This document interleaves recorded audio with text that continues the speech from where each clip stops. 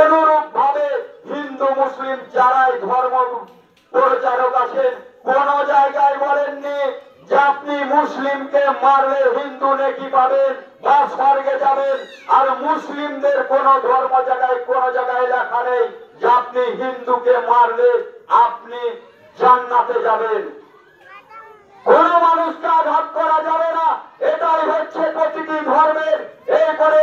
আর যারা এটাকে উস্কানি দিয়ে আমাদের ভেদাভেদ করতে চাইছে তারা ধর্ম পালন করেন না, ধর্মটা বুঝেন না। যদি বুঝতো তবে হিন্দু হিন্দু আর মুসলিম মুসলিম বলে চেঁচাতো না। মানবতার ধর্ম যেরকম আপনি ধর্ম পালন করবেন, মানুষের পাশে দাঁড়াবেন, এটাই হচ্ছে বাস্তব।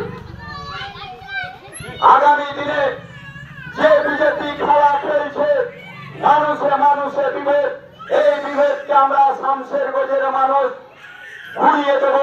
কারণ আমিরুল ইসলাম মহাশয় আমাদের শামশেরগঞ্জের বিধায়ক হওয়ার পরে কোন একতরফা কোন ধর্মীয় ভাবে কাজ করেননি। তিনি সকলের উন্নয়ন সকলের পাশে থেকেছেন।